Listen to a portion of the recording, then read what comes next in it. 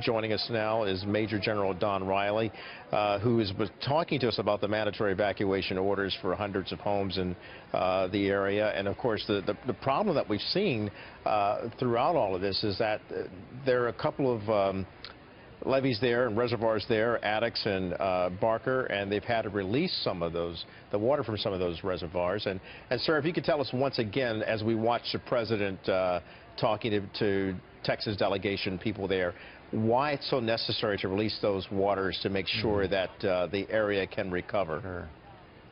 Well, the reservoirs, the dam that holds that water back, you can't let it overtop the top of the dam. What you want to do is let it through the outlet structure, the large culvert that they have in place to safely release the water in a very controlled manner.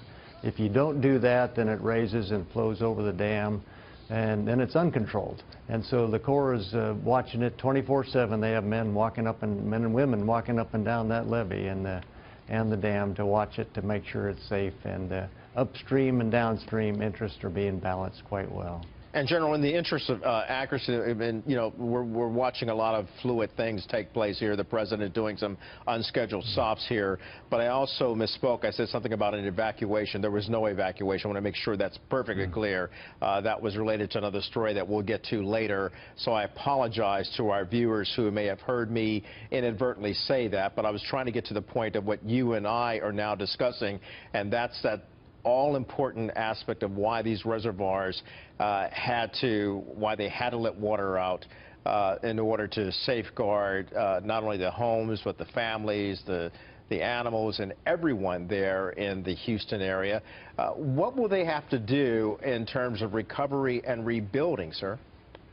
Well, in 2006, after Katrina, we developed the nation's flood risk management program, and of course we put public safety #1, and then we based it on an approach of this idea of buying down your risk. Everybody's got a certain level of risk, and you can never eliminate all the risk totally. There will always be a residual risk. And so you do certain activities, such as zoning or building codes or insurance, evacuation plans, and then you build levees or dams or canals to convey the water out, to bring your risk down to a level that, one, you can tolerate, and two, that you can afford. And so it's always a balancing act between how much you can tolerate and afford. And then so when Houston begins this long-term recovery, they will all take a look with all the federal, state, and local government agencies and the people and decide and make decisions based on their assessment of risk. General Molly's here with me. Major General, I had a chance to speak with you earlier this week, and we've been talking about where things go from here. What are the next steps? Well, short term, of course, is ensuring the safety of the public, getting everybody out of harm's way. And then midterm, they'll start rebuilding very quickly. In fact, I know they're dredging the Houston Ship Channel already in Corpus Christi, and rebuilding hospitals and stores, and the streets and roads and bridges have to come very quickly, so you'll see that happen. And then long term, the local agencies will make a decision on where to rebuild and where not to rebuild, and that'll be based on a decision that's how much they can afford with the state and federal funds that flow in, and take a look at the risk. I know after Katrina we looked at 65,000 different scenarios, and then looked at levels of flooding throughout the entire region, and then based decisions on those models. I mean, those decisions must be so difficult to determine that some areas are not the best to be rebuilt. I mean, how do you make that kind of call?